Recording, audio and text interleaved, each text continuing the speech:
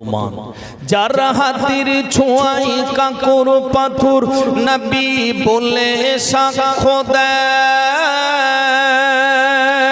যার মুখের লালা বিষের জ্বালা পানি করে দেয়, যার হাতের ইশারায় চন্দ্র দ্বিখণ্ডিত হয়,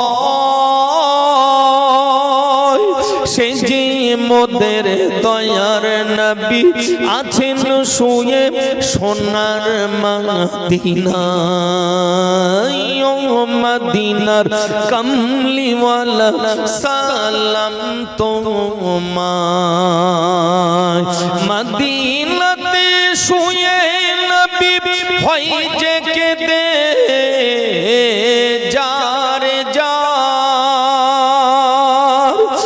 মাফ করে দাও ও গো খোদা উম্মত আমার গুনাহগার। সবাই কাঁদে বিভোর হয়ে যে যার নিজেরই চিন্তা, আর মদিনাতে কাঁদেন নবী কি হবে মোর উম্মতের উপায়।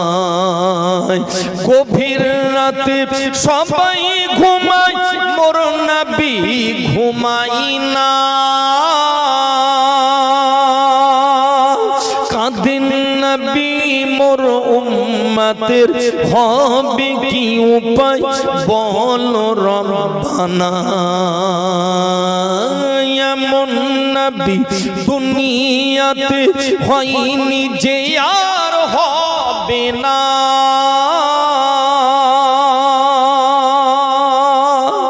এমন নবী দুনিয়াতে আর হবে হবে হবে। মুনকার নাকিরের তিনটি প্রশ্নের জবাব সঠিক হলে কবর থেকে জান্নাত মুখী দরজা যাবে খুলে, আর হাসর কঠিন দিন থাকবে না কোনো ভয়। আল্লাহ আল্লাহ বলতে বলতে মরণ যেন হয়, মরণ কালে জবান যেন আমাদের মরণ কালে জবান যেন কালিমা নসিব হয়। লা ইলাহা ইল্লাল্লাহ, লা ইলাহা ইল্লাল্লাহ, লা ইলাহা ইল্লাল্লাহ মুহাম্মাদুর রাসূলুল্লাহ সাল্লাল্লাহু আলাইহি ওয়াসাল্লাম। ইন্নাল্লাহা ওয়া মালাইকাতাহু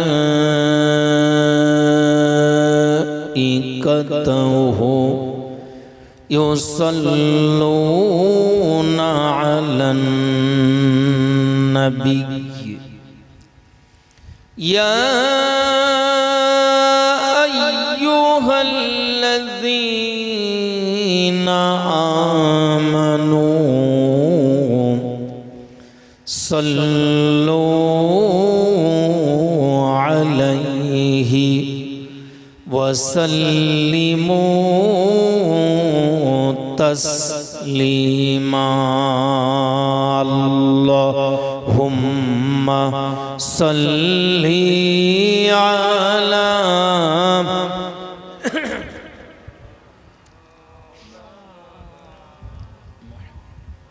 ওয়া আলা আলি সাইয়্যিদিনা মাওলানা দুনিয়ায় এলাম মোরা যার নামের ওসিলা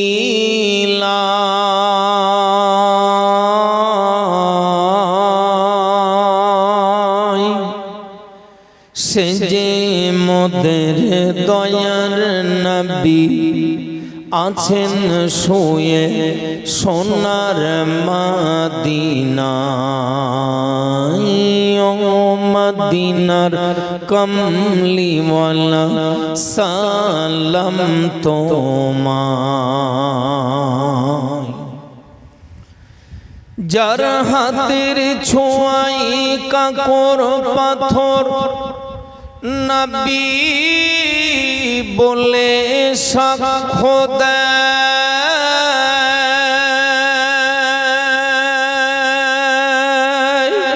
যার মুখের লালা বিষের জ্বালা পানি করে দেয়। বলেন সুবহানাল্লাহ। আমার নবীর মুখের লালা, মুখের থুতু মোবারক, তার ভিতরেও আল্লাহ এত রহমত আর বরকত ঢেলে দিয়েছেন। সিদ্দিক আকবর হযরত আবু বকর রাদিয়াল্লাহু তাআলা আনহুর পায়ে হিজরতের সেই কঠিন রাতে গারে সুর বা জাবালে সুর নামক পাহাড়ে নবী আমার আত্মগোপন করেছেন। আর সেই গুহার ভিতরে সিদ্দিক আকবর হযরত আবু বকর রাদিয়াল্লাহু তাআলা আনহুর পায়ে এসে এক বিষাক্ত সাপে দংশন করেছে, আঘাত করেছে। বিষাক্ত সাপের বিষক্রিয়া শুরু হয়ে গিয়েছে, চোখ দিয়ে টপ টপ করে পানি ঝরে পড়ছে। প্রিয় নবীর পবিত্র শরীরে সেই পানির ফোঁটা গড়িয়ে পড়েছে। নবী আমার চোখ মেলে তাকিয়ে দেখেন একমাত্র সঙ্গী সাথী হযরতে আবু বকর রাদিয়াল্লাহু তাআলা আনহুর চোখে পানি। নবী আমার জিজ্ঞাসা করলেন, ও বাবা হযরত আবু বকর, তুমি কেন এভাবে কাঁদো, চোখে পানি কেন? সব ঘটনা খুলে বললেন।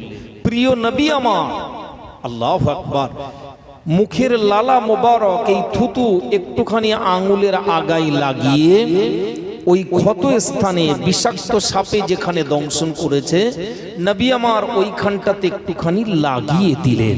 সিরাতুন নবী পাঠ করলে দেখা যায় আমার নবীর মুখের থুতু স্যাপ লালা লাগাতে দেরি আর মুহূর্তের মধ্যে সাপের বিষ পানি হয়ে যেতে দেরি হয় না।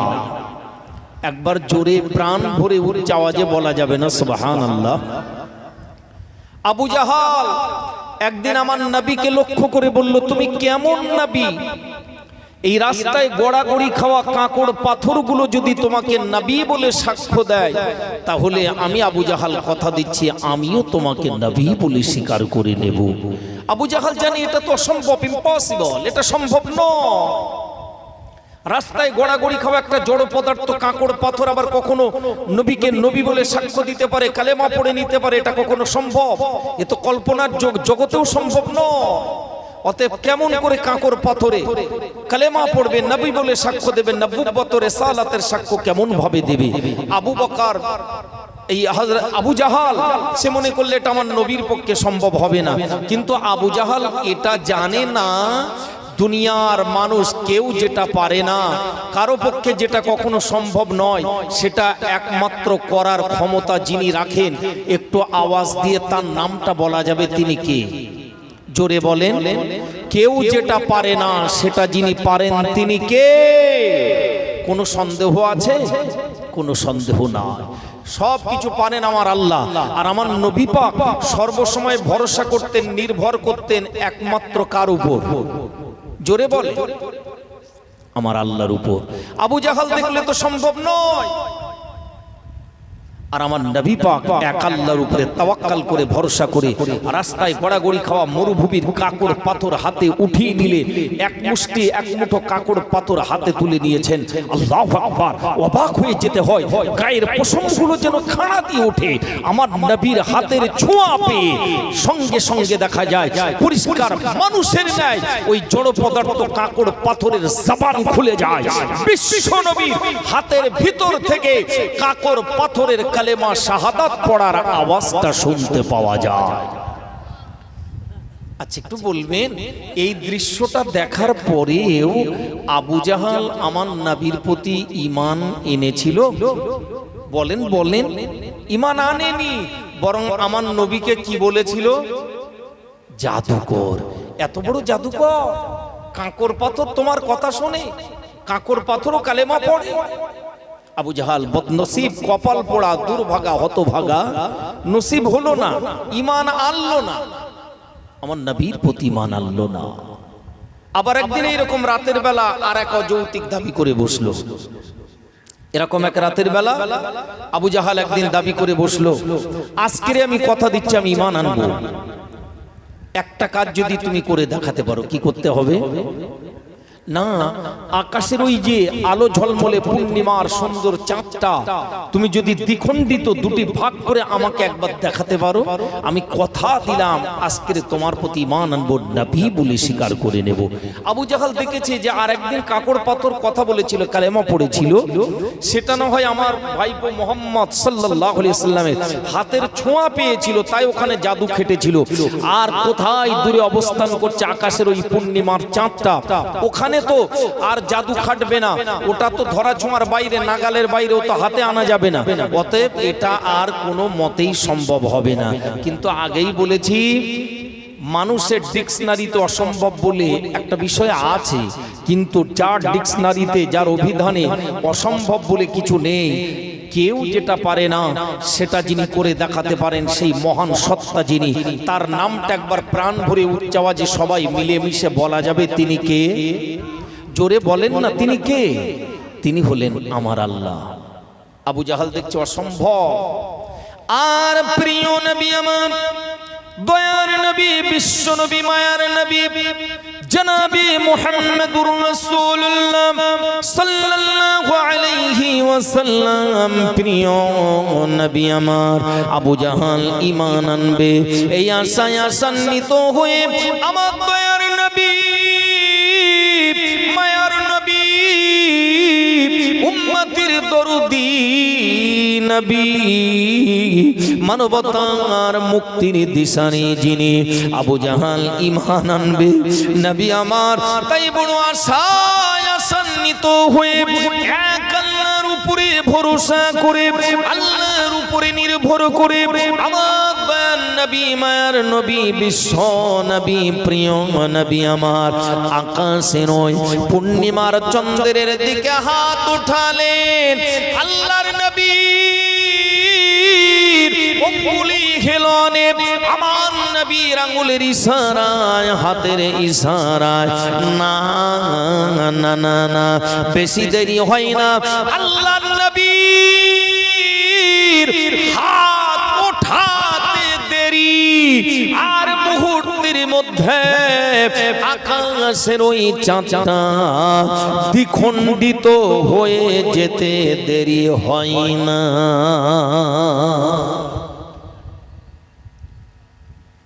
আচ্ছা একটু বলবেন, আমরা আজকের ১৫০০ বছর পরে এসে এই ঘটনা শুনছি, বা এর আগেও শুনেছি, কিন্তু সেদিন আবু জেহেল শুধু শোনানো, এই দৃশ্যটা তার চামড়ার চোখে, বাস্তব চোখে অবলোকন করেছিল, এ দৃশ্যটা দেখেছিল। আবু জেহেল দেখেছিল চাঁদ দুটি ভাগ হয়ে যাচ্ছে। আপনারা একটু বলবেন, তবুও কি আবু জাহাল আমার নবীর প্রতি ঈমান এনেছিল? না, ঈমান আনেনি বলুন, বরং আমার নবীকে আবারও কি বলেছিল? জাদুকর। এত বড় জাদুকর, আকাশে চাঁদও তোমার কথা শোনে। হতভাগা, কপাল পোড়া, বদনসিব, ঈমান আনতে পারলো না। আজকে আবু জাহাল বেঁচে নেই, কিন্তু আমার মনে হয় আবু জাহালের চেলা চামটা, সঙ্গী সাথী, ভক্ত অনুরক্ত আবু জাহালের ফলোয়ার, এক শ্রেণীর আবু জাহাল মার্কা, ওরা বেঁচে আছে না নাই? ওদের বলো মরণ হয়নি, এত ইমাম সাহেব বলেন, মাওলানা সাহেব বলেন, হাফেজ সাহেব বলেন, হুজুররা বলেন, মুফতি সাহেব এত বায়ান করেন, জ্ঞানী জ্ঞানী বিচক্ষণ মানুষ, হাজী সাহেব, নামাজি, মুসল্লি, আল্লাহওয়ালা মানুষটা মাস্টার ডাক্তার, তাকে বোঝান, তাকে আল্লাহর পথে ফিরে আসার জন্য আহ্বান জানান, কত অনুরোধ অনুনয় বিনয় করেন, তবু আমাদের সমাজে এক শ্রেণীর মানুষ আছে, আপনি লক্ষ্য করবেন, আপনি দেখবেন ও ভুল করেও কিন্তু একবারও পশ্চিমমুখ হবে না। সপ্তাহে মাত্র একটা দিন জুমার দিন, তাও আমার মনে হয় গোবিন্দনগরের সকল মুসলমানেরা অন্তত সপ্তাহে একটা দিন জুমার দিন, যাদের উপরে নামাজ ফরজ হয়েছে, যারা বয়সপ্রাপ্ত হয়েছে, আচ্ছা এই এলাকার সকল মুসলমানেরা কি অন্তত জুমার দিনটাতেও মসজিদে আসেন নাকি? সবাই যদি মসজিদে আসতো, মসজিদে জায়গার সংকুলান হতো, জায়গা ধরতো? জায়গা ধরতো না, কিন্তু আফসোস সবাই আসে না। অনেকে ঠিক করে রেখেছে সে বছরে দুদিন, রোজার ঈদ আর বকরা ঈদ, দুই ঈদ, এই দুই ঈদের নামাজ পড়ে। কিছু মানুষ আছে জুমার নামাজটা যাই হোক করে পড়ে। ওয়াক্তিয়া নামাজে এক কাতার, দেড় কাতার, দু কাতার, খুব বেশি পাওয়া যায় না। বিপদ আপদ, ঝড় ঝঞ্ঝা, আযাব গজব, এই যে কঠিন একটা সময় চলছে, কঠিন একটা সিচুয়েশন, আমরা দেখছি কি প্রচন্ড তাপদাহ, কি প্রচন্ড সূর্যের তাপমাত্রা ক্রমশ বেড়ে যাচ্ছে।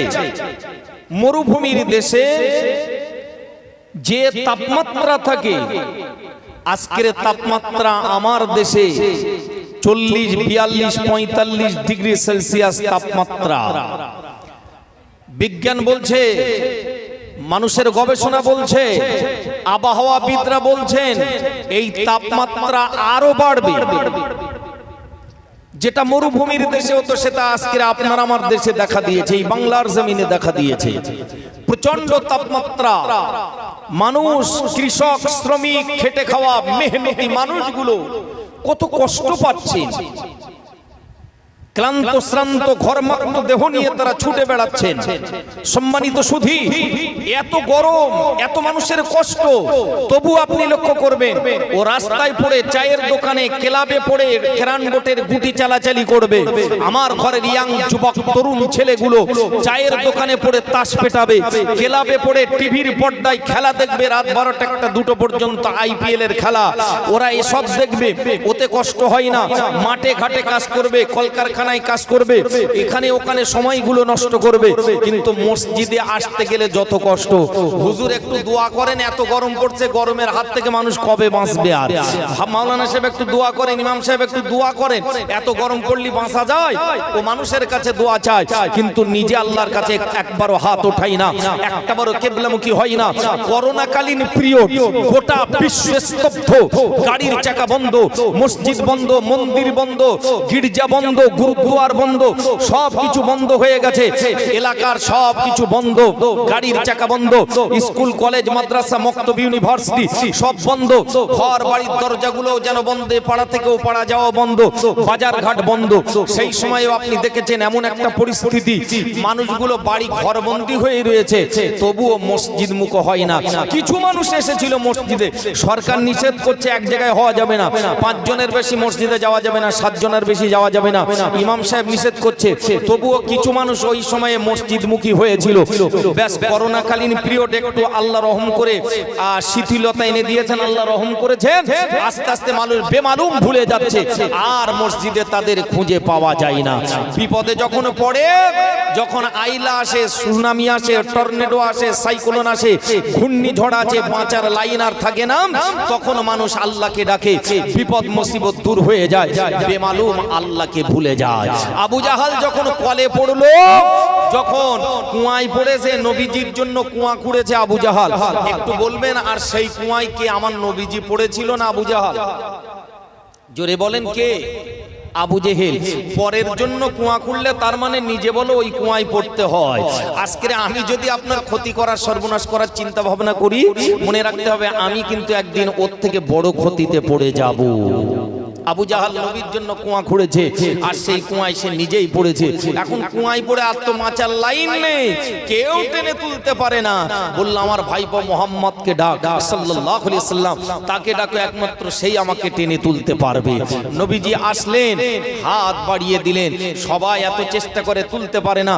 আর প্রিয় নবীর হাতের ছোঁয়া পেয়ে আবু জেহেল আমার নবীর হাতে কেবল টাচ করেছে, সঙ্গে সঙ্গে নবীর হাতের ছোঁয়া পেয়ে, স্ক্রিন টাচ মোবাইল, আপনি ওতে কেবল একটুখানি টাচ করবেন, সঙ্গে সঙ্গে ইউটিউব খুলে যাবে।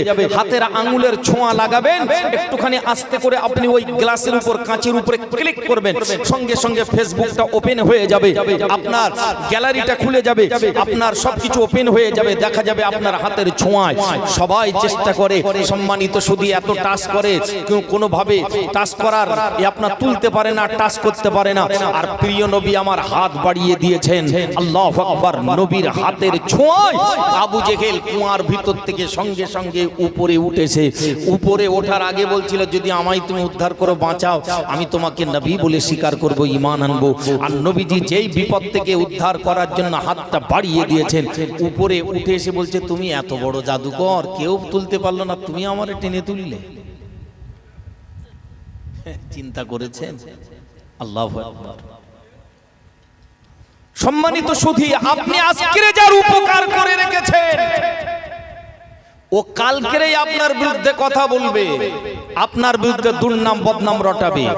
উপকার করবেন না, কোনো বদনাম হবে না। মানুষের একটু উপকার করে দেখবেন, সব থেকে আপনার বেশি দুর্নাম বদনাম সেই করবে যার একদিন আপনি বিপদে উপকার করে রেখেছিলেন। ঠিক না ভুল?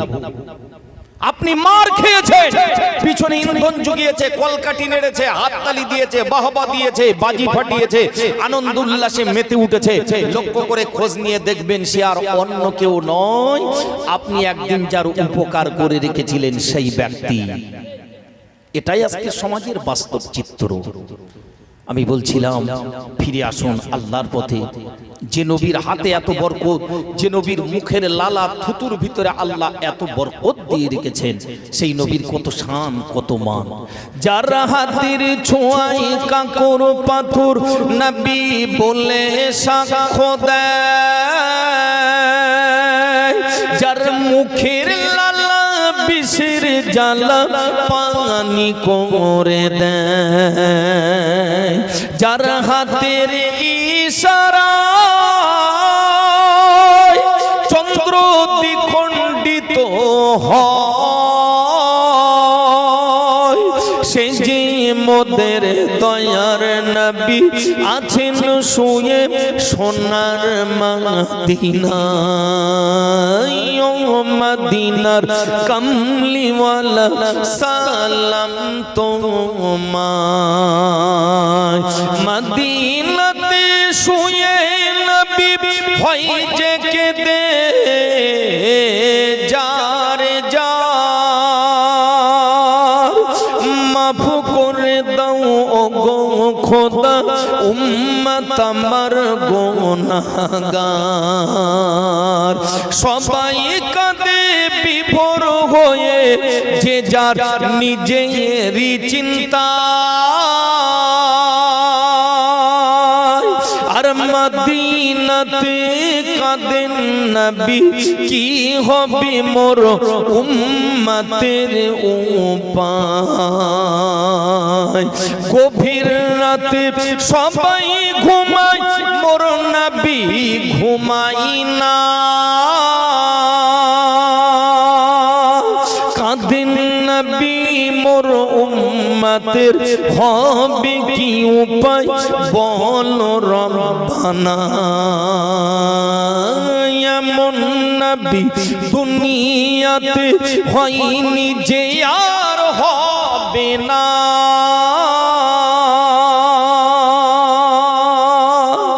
এমন নবী দুনিয়াতে আর হবে হবে হবে হবে না। আচ্ছা, নবী তো আর হবে না, তবে একটু বলবেন, আমার নবীকে নিয়ে পৃথিবীর কারো সঙ্গে কোনো তুলনাটুকুও কি করা যাবে? জোরে বলেন না। আমার নবীর সঙ্গে কারো তুলনা করা যাবে না, তাও যাবে না। তুলনা তো দূরের কথা, ছায়াও যে তার মেলে না। জোরে বলেন না সুবহানাল্লাহ। এমন নবী দুনিয়াতে হয়নি যে আর হবে না।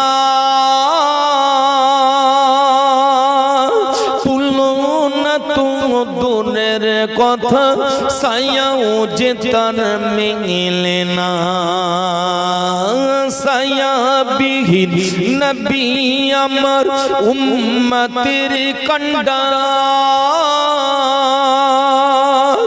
ভক্তি ভরে দরুদ পড়ো সেই নবীজির উপর। আল্লাহুম্মা সাল্লি আলা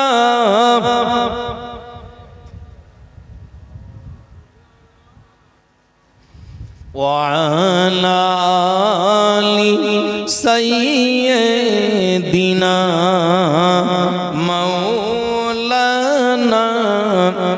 মুহাম্মদ।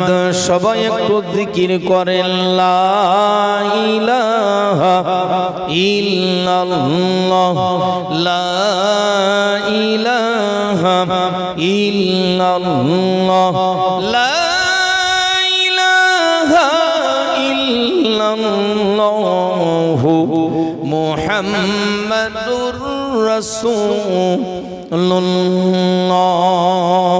আল্লাহ আল্লাহ বলতে বলতে মরণ যেন হয়, মরণ কালে জবান যেন কালিমা নসিবে হয়। মুনকার নাকিরের তিনটি প্রশ্নের জবাব সঠিক হলে কবর থেকে জান্নাত মুখী দরজা যাবে খুলে। জোরে বলেন না সুবহানাল্লাহ। কবরে মুনকার নাকিরের সওয়াল হবে মোট কটা?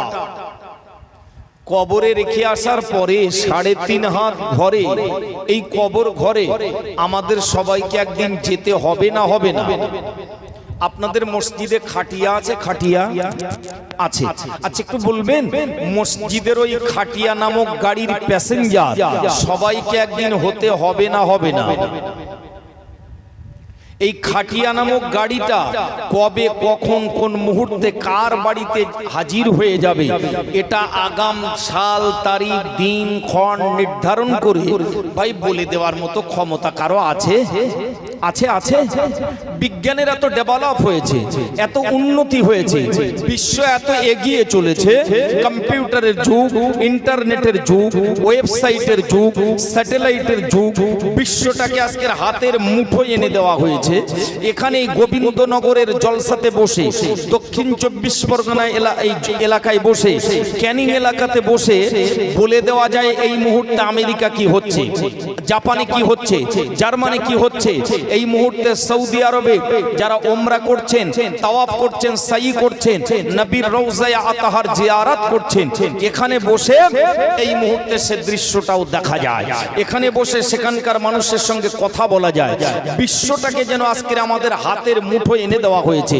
পৃথিবীর কোথায় কি হচ্ছে না হচ্ছে মুহূর্তের সংবাদ সারা বিশ্বে ছড়িয়ে পড়ছে।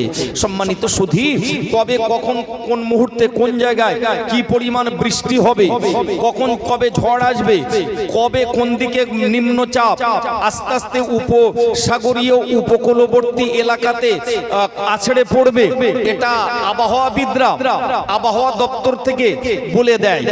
আমি বলছিলাম এ কবে ঝড় হবে, বৃষ্টি হবে, ঘূর্ণিঝড় হবে, সাইক্লোন হবে, টর্নেডো হবে, নিম্নচাপ হবে, বৃষ্টি হবে, যদিও তারা গ্যারান্টি দেন না, তবে বলে হওয়ার সম্ভাবনা আছে। তো যাই হোক, এই সতর্কতা বার্তা আগের থেকে জানিয়ে দেন। কিন্তু একটু বলবেন, বিজ্ঞান বিজ্ঞানের এত উন্নতি হলো, এত ডেভেলপ হলো, আমরা সবাই পাশাপাশি বসে আছি। হাজী সাহেব পাশে আছেন আমার বাম দিকে, এদিকে ডান দিকে সাহেব আছেন দায়িত্বে। সম্মানিত শুধু আপনারাও সবাই পাশাপাশি আছেন, আমার ইউটিউবার ভাইরা পাশাপাশি বসে আছেন। আচ্ছা, এই পাশাপাশি দুজনে বসে আছি, এর ভিতরে কার বাড়িতে আগে কোন মুহূর্তে কত তারিখে কোন সময়ে কত সালে মসজিদের ওই খাটিয়াটা তাকে প্যাসেঞ্জার করে তুলে নেওয়ার জন্য তার বাড়িতে হাজির হবে, এইটা আগাম সাল তারিখ দিন ক্ষণ দিয়ে গ্যারান্টি দিয়ে এরকম বলে দেওয়ার মতো আগাম সতর্ক বার্তা দিয়ে তাকে সাবধান করার মতো এই ক্ষমতা কারো হবে? এই জায়গাটাই মানুষের এই জ্ঞান, গরিমা, বিদ্যা, বুদ্ধি, পাণ্ডিত্য এসব কোনো কিছু কি কাজে আসবে বলে মনে হয়? আসার একটা সিরিয়াল আছে, যাওয়ার কোনো সিরিয়াল নাই। সব জামার পকেট আছে, কাফনের কাপড়ের কোনো পকেট নাই। কি নিয়ে যাবে? সম্মানিত সুধী, সেই কবর ঘরে যেদিন চলে যাব, সবাই মাটি মানজিল করে মাটি চাপা দিয়ে 40 কদম পার হয়ে যাবে। মুনকার নাকির নামক দুইজন ফেরেশতা এসে হাজির হয়ে যাবে। ওই কবর ঘরে কবরের বাসিন্দাকে ওঠাবেন, বসাবেন, প্রশ্ন সওয়াল শুরু হয়ে যাবে। পরীক্ষার হল, পরীক্ষা দিতে হবে। প্রশ্ন হবে মোট কটা? জোরে বলেন কটা? 3টা। মুনকার নাকিরের 3টি প্রশ্নের জবাব সঠিক হলে কবর থেকে জান্নাত মুখী দরজা যাবে খুলে। আর হাসর কঠিন দিন থাকবে না কোনো ভয়। আল্লাহ আল্লাহ বলতে বলতে মরণ যেন হয়। মরণ কালে জবান যেন আমাদের মরণ কালে জবান যেন কালিমা নসিবে হয়। লা ইলাহা ইল্লাল্লাহ, লা ইলাহা ইল্লাল্লাহ, লা ইলাহা ইল্লাল্লাহ মুহাম্মাদুর রাসূলুল্লাহ সাল্লাল্লাহু আলাইহি ওয়াসাল্লাম। আলহামদুলিল্লাহ, গোবিন্দনগরের জামে মসজিদ সংলগ্ন এই ময়দানে আয়োজিত ঐতিহ্যবাহী এই মহৎ ইসলামী জলসা সর্বজন শ্রদ্ধেয়, সকলের নির্ধারিত, মনোনীত, মনোপুত মাননীয় সভাপতি সাহেব, মসজিদের সম্মানীয় ইমাম সাহেব, মুয়াজ্জিন সাহেব, জলসা কমিটির সভাপতি, সেক্রেটারি, ক্যাশিয়ার ও অন্যান্য